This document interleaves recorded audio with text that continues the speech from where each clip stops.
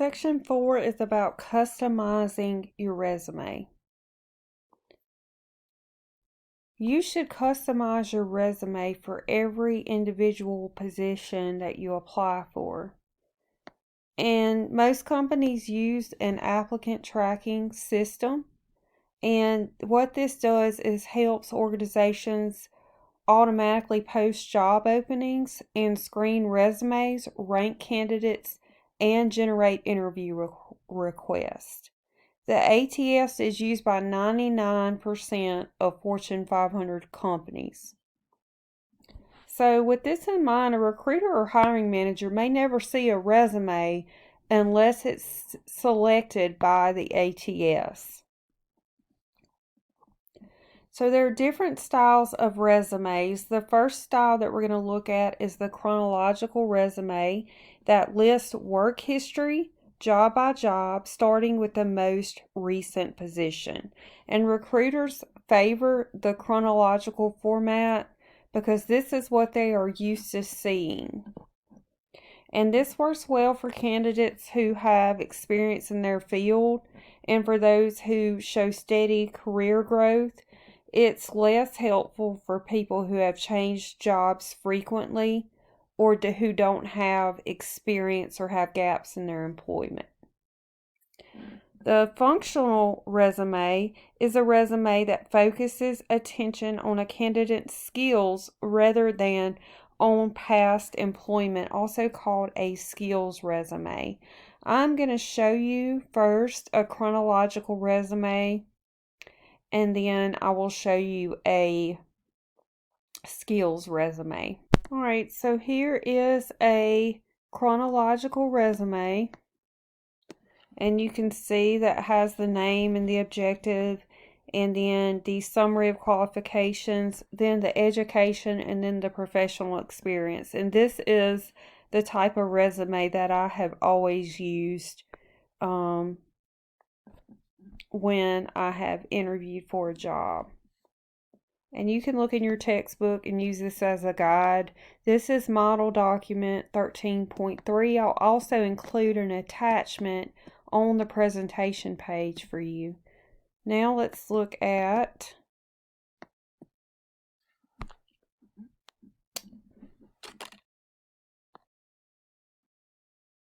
and here's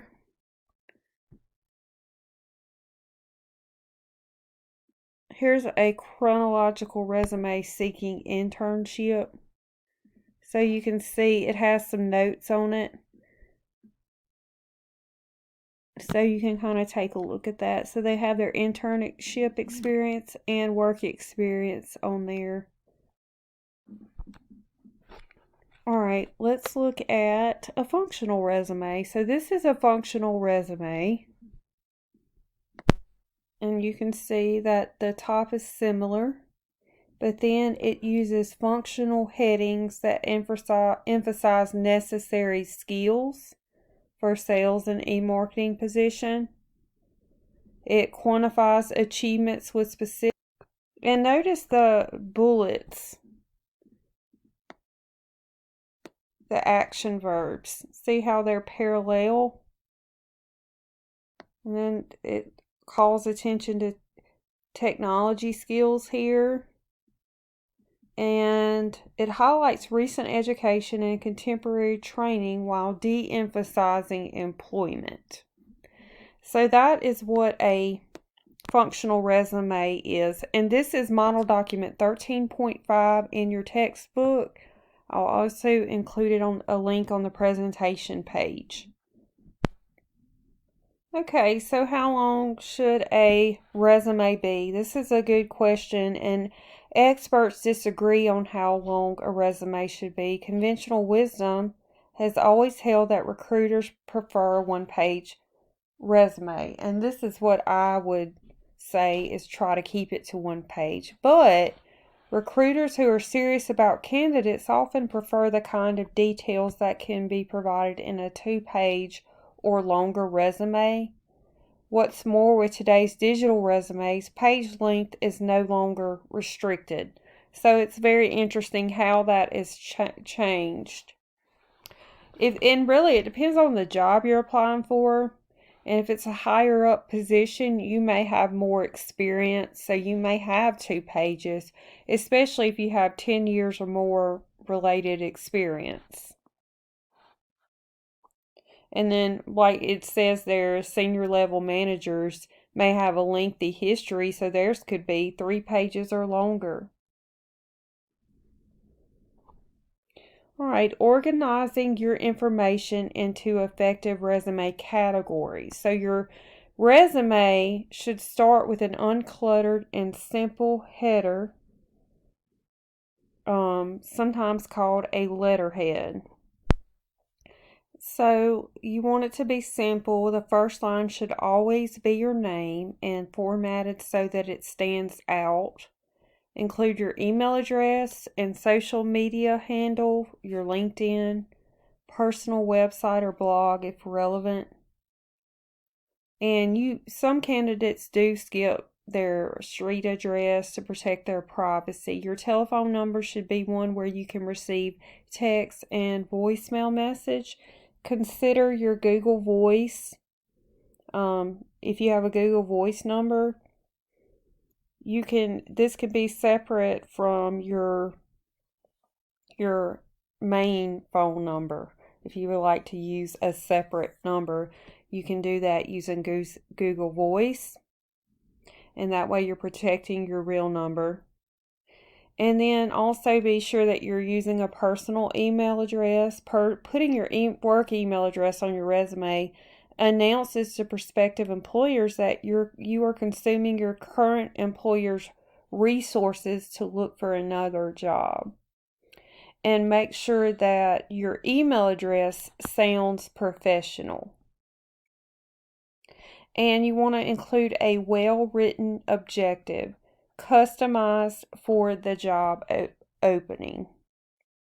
So the textbook provides an example of a poor objective and an improved objective. And so just make sure you read over that. I will read the improved objective.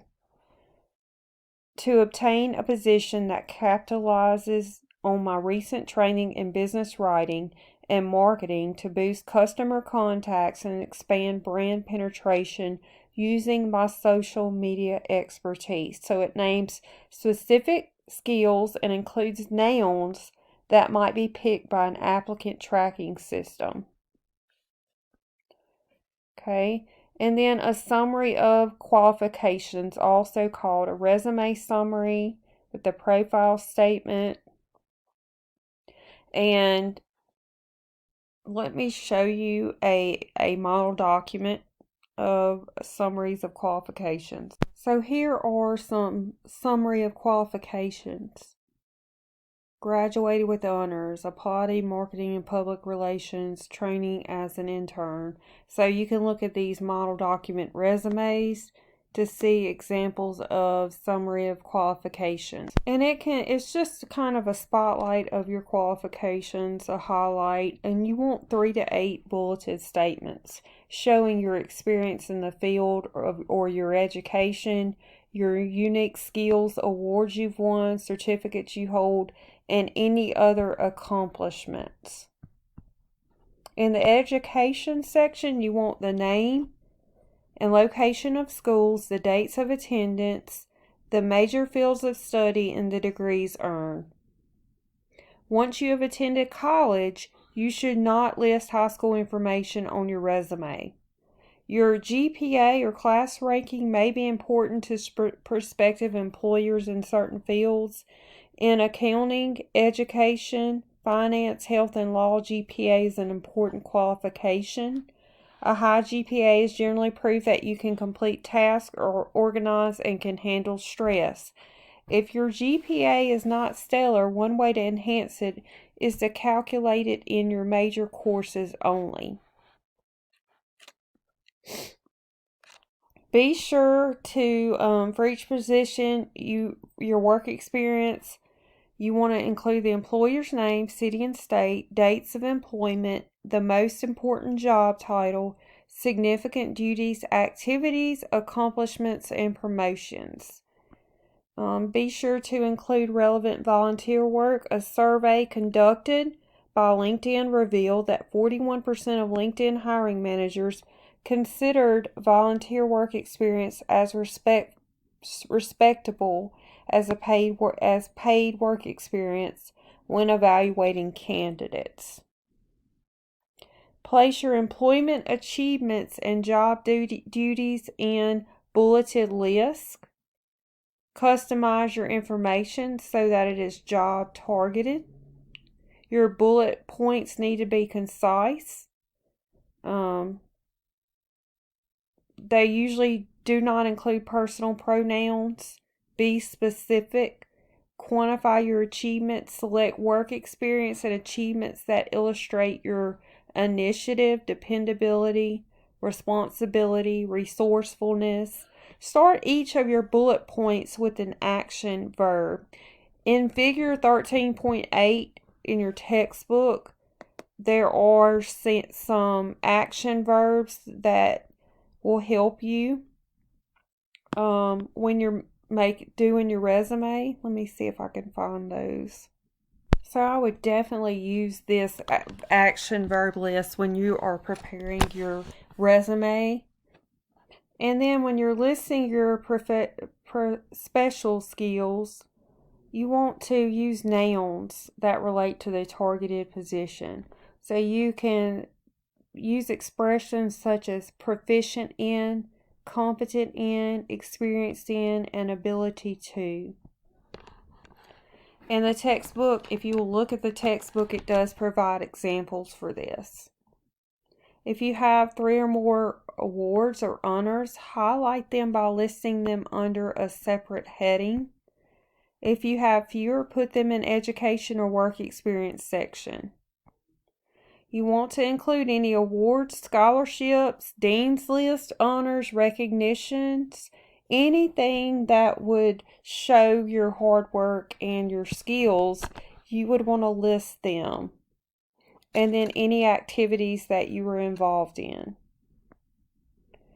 You want to omit personal data such as birth date, marital status, height, weight, national origin, health, disability, and religious affiliation. Include hobbies or interests that might grab the recruiter's attention or serve as conversation starters. And then you want to include references on a separate list. And you can ask 3 to 5 individuals. This can be instructors or previous employers, colleagues, or subordinates to answer inquiries regarding your qualifications. Do not include personal or character references. And Model Document 13.1 shows a sample reference list. You can look at that in your textbook. And then creating a LinkedIn profile, you want to include a headline. It's a type of tagline or branding slogan. You want a photo, a profile, and recommendations. And then here are some helpful tips to perfect your resume and keep it honest. You can read over these for yourself. You can pause it and read over these. And then you definitely want to proofread your resume for spelling, grammar, mechanics, content. One typo or one misspelled word or a single grammatical error could eliminate you from consideration. So it's important that you read over your resume and make sure that it is perfect. Ask a friend or a colleague to look over it, or a classmate, or even a former teacher, to make sure that it is perfect before you submit it.